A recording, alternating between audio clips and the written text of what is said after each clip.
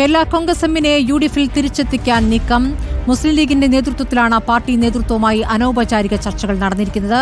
Jose K മാണിയുമായുള്ള ചർച്ച ഉടൻ തന്നെ ഉണ്ടാകുമെന്നുള്ള സൂചനകളുണ്ട്. കേരള കോൺഗ്രസ് എമ്മിന് തിരുവമ്പാടി സീറ്റ് വാഗ്ദാനം ചെയ്തു എന്ന സൂചനയുമുണ്ട്. എന്നാൽ സീറ്റ് ചർച്ചകൾ തുടങ്ങിയിട്ടില്ല എന്നും കേരള കോൺഗ്രസിന് ഒരു ഉറപ്പും നൽകിയിട്ടില്ല എന്നും കെ മുരളീധരൻ പറഞ്ഞു. മുന്നണി വിട്ടുപോയവരെ തിരികെ കൊണ്ടുവരാൻ ലീഗിന് ഒറ്റയ്ക്കാകില്ല എന്നും അത് മുന്നണി കൂട്ടായിരുന്ന് ആലോചിക്കേണ്ട കാര്യമാണ് എന്നും MK മുനീറും പ്രതികരിച്ചു. മുന്നണി വിട്ടവരൊക്കെ തിരിച്ചു വരണമെന്ന് ആദ്യം പറഞ്ഞ ആൾ ഞാനാണ്. സ്വാഭാവികമായിട്ടും ചർച്ച ചെയ്യേണ്ട സമയം ഇത് തന്നെയാണ്. ലോക്കൽ ബോഡി ഇലക്ഷൻ വരുന്നു, അസംബ്ലി ഇലക്ഷൻ വരുന്നു. പിന്നെ മുന്നണി വിപുലീകരണം എല്ലാവരെയും വിളിച്ച് ചർച്ച ചെയ്യേണ്ട കാര്യമല്ല. മുന്നണിക്കകത്ത് ചർച്ച ചെയ്യണം, പാർട്ടിക്കകത്തൊരു ചർച്ചയുണ്ടാവും. ഇത് രണ്ടും കഴിഞ്ഞ് ഉചിതമായിട്ടുള്ള തീരുമാനം മുന്നണി നേതൃത്വം കൊടുക്കും. അല്ല, അദ്ദേഹത്തിൻ്റെ നിലപാട് വ്യക്തമാക്കട്ടെ. ആരുടെ മുമ്പിലും വാതിൽ കൊട്ടിയടയ്ക്കാൻ പാടില്ല എന്നുള്ള അഭിപ്രായക്കാരനാണ് ഞാൻ. വേറൊരാളുടെ മുഖ്യമന്ത്രിയെ ഒരിക്കലും മുസ്ലിം ലീഗ് നിശ്ചയിച്ചു കൊടുക്കാറില്ലല്ലോ. മുഖ്യമന്ത്രി സ്ഥാനത്തെക്കുറിച്ച് സംസാരിക്കേണ്ട സമയമല്ലല്ലോ, ഒരു ഇമ്മച്ചുവറായ സമയമല്ല അത്. പുകഴ്ത്തിയാൽ പിന്നെ ഒരു തീരുമാനത്തിൽ എത്തിയെന്ന് നമ്മൾ ഒരു നിഗമനത്തിൽ വരാൻ പാടില്ലല്ലോ. രമേശ് ചെന്നിത്തല നമ്മളെ പിന്നെ ജാമിയ നൂരിയയുടെ പരിപാടിയിലേക്ക് അതിൻ്റെ സംഘാടകർ ക്ഷണിച്ചാണ്. ഓരോ പ്രാവശ്യം ഒരാളെ ആണ് ക്ഷണിക്കാറുള്ളത്. മുന്നണി എന്താകും എന്നുള്ളതിനെക്കുറിച്ച്, ആരൊക്കെ വരും എന്നുള്ളതിനെക്കുറിച്ചും ഇതേപോലെ തന്നെ മുന്നണി ഒരുമിച്ചിരുന്ന് ചർച്ച ചെയ്തിട്ട് മുസ്ലിം ലീഗിന് ഒറ്റയ്ക്ക് ഏതെങ്കിലും ഒരു പ്രസ്ഥാനത്തെ മുന്നണിയിലേക്ക് കൊണ്ടുവരാൻ പറ്റില്ലല്ലോ. അത് മുന്നണി കൂടിയാലോചനകളിലൂടെ മാത്രം നടക്കേണ്ട സംഭവവികാസങ്ങളാണ്.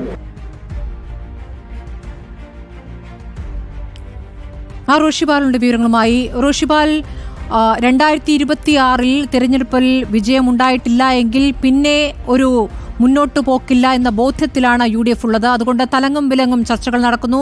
സാമുദായിക സംഘടനകളുടെ പിന്തുണ തേടുന്നു. അതിൽ നേതാക്കൾ വ്യത്യസ്തമായി അതിനുള്ള ശ്രമങ്ങൾ നടത്തിക്കൊണ്ടിരിക്കുകയാണ്. അതിനിടയ്ക്കാണ് മുന്നണി വിപുലീകരിക്കുന്ന ആലോചനകളും നടക്കുന്നത്.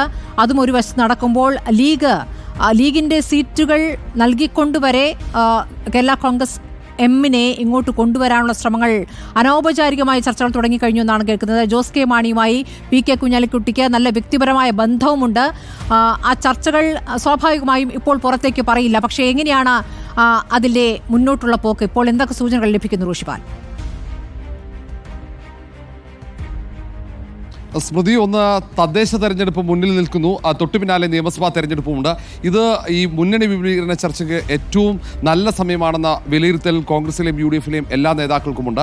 കേരള കോൺഗ്രസ് മാണി വിഭാഗമാകട്ടെ സർക്കാരിൻ്റെ പല നിലപാടുകളിലും കടുത്ത അതൃപ്തിയുണ്ട്. നേരത്തെ ചെയർമാൻ ജോസ് കെ മാണിയും മന്ത്രി റോഷി അഗസ്റ്റിൻ അടക്കം പ്രധാനപ്പെട്ട നേതാക്കൾ മുഖ്യമന്ത്രിയെ തന്നെ നേരിൽ കണ്ട വന നിയമ ഭേദഗതിയുമായി ബന്ധപ്പെട്ടുള്ള കടുത്ത എതിർപ്പ് അറിയിച്ചതാണ്. മുനമ്പം വിഷയത്തിലാകട്ടെ സഭയുമായി ബന്ധപ്പെട്ട പല വിഷയങ്ങളിലും കേരള കോൺഗ്രസ് മാണി വിഭാഗത്തിന് വ്യത്യസ്ത അഭിപ്രായമാണ്. മാത്രവുമല്ല, ഈ LDF സർക്കാരിൻ്റെ ഭരണത്തിൽ കാര്യമായ പരിഗണന കേരള കോൺഗ്രസ് മാണി വിഭാഗത്തിന് ലഭിച്ചിട്ടില്ല എന്ന ഒരു വിലയിരുത്തലുമുണ്ട്. ഈ സാഹചര്യത്തിലാണ് കേരള കോൺഗ്രസ് മാണി വിഭാഗത്തെ തിരിച്ച് UDF പാളയത്തിലേക്ക് എത്തിക്കാനുള്ള നീക്കം കോൺഗ്രസ് നേതാക്കളും മുസ്ലിം ലീഗ് നേതാക്കളും നടത്തുന്നത്. നിലവിലെ ഒരു അനുകൂല സാഹചര്യമുണ്ട്, രാഷ്ട്രീയ സാഹചര്യം അനുകൂലമാണ്.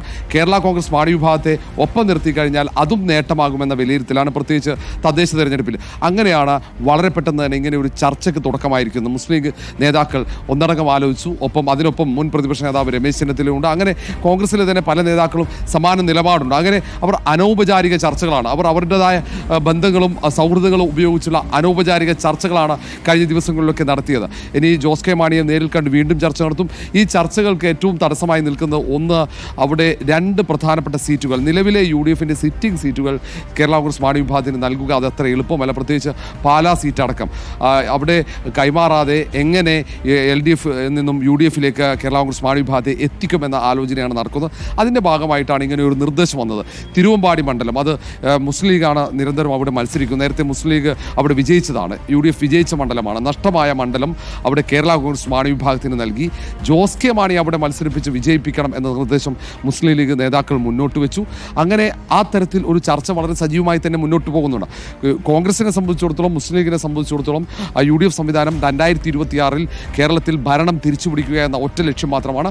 ആ ലക്ഷ്യത്തിന് അനുകൂലമായ രാഷ്ട്രീയ സാഹചര്യം ഒരുക്കുക എന്ന ഒരു തീരുമാനത്തിൻ്റെ ഭാഗമായി തന്നെയാണ് കേരള കോൺഗ്രസ് മാണി വിഭാഗത്തെ അടക്കം LDFിൽ വിള്ളൽ വീഴ്ത്തിക്കൊണ്ട് UDF പാളയത്തിലേക്ക് എത്തിക്കുക. അതിൻ്റെ ഭാഗമായുള്ള നീക്കങ്ങളാണ് ഇപ്പോൾ സജീവമായിരിക്കുന്നത്. വരും ദിവസങ്ങളിലും സമാനമായ നീക്കങ്ങളും ചർച്ചകളും ഉണ്ടാകും. സ്മൃതി, റോഷിപാൽ, ഇക്കാര്യത്തിൽ സഭ എടുക്കുന്ന നിലപാട് നേരത്തെ പറഞ്ഞതുപോലെ പ്രധാനമാണ്. സർക്കാരുമായി ബന്ധപ്പെട്ട് വന നിയമ ഭേദഗതിയിലും മുനമ്പം വിഷയത്തിലുമൊക്കെ സഭകൾ ഒരുമിച്ചെടുക്കുന്ന ഒരു നിലപാട്, അതിനെ വിരുദ്ധമായൊരു നിലപാട് സ്വാഭാവികമായും കേരള കോൺഗ്രസ് എമ്മിന് എടുക്കാൻ പറ്റുകയുമില്ല. എന്താണ് കേരള കോൺഗ്രസ് എം നേതാക്കളുടെ മനസ്സിൽ ഉള്ളത്? അതിൽ വ്യത്യസ്ത നിലപാട് 1-2 നേതാക്കൾക്ക്, 1-2 MLA-മാർക്കുണ്ട് എന്നും അറിയുന്നു.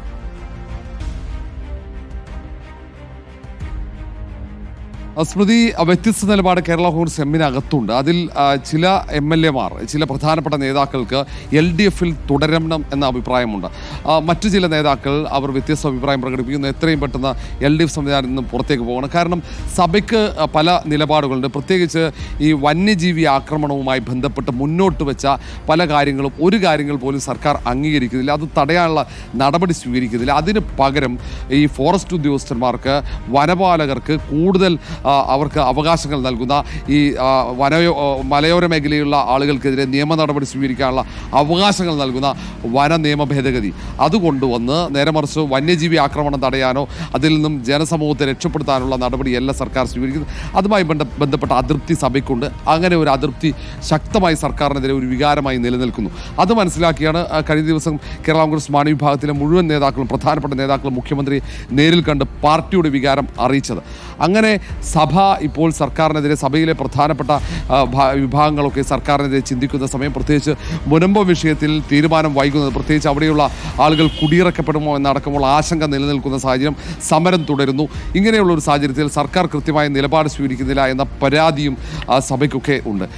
ഇത്തരം വിഷയങ്ങളൊക്കെ ഉയർത്തിയാണ് ഒരു ഭിന്നത. പക്ഷേ ഈ കാര്യത്തിൽ കേരള കോൺഗ്രസ് എമ്മിൽ തന്നെ ഭിന്നാഭിപ്രായമുള്ളതുകൊണ്ട് അവിടെ ഒരു ഏകോപനം, അഭിപ്രായ ഏകോപനം ഉണ്ടായിക്കഴിഞ്ഞാൽ മാത്രമേ അവിടെ നിന്നും ഒരു രാഷ്ട്രീയ തീരുമാനം, വ്യത്യസ്തമായ രാഷ്ട്രീയ തീരുമാനം, LDFിൽ നിന്നും പുറത്തേക്ക് ഇറങ്ങുക എന്ന ഒരു രാഷ്ട്രീയ തീരുമാനം എടുക്കാൻ കഴിയുള്ളൂ. പക്ഷേ ഒട്ടേറെ കാരണങ്ങളുണ്ട് കേരള കോൺഗ്രസ് മാണി വിഭാഗത്തെ സംബന്ധിച്ചിടത്തോളം LDF ഇടാൻ.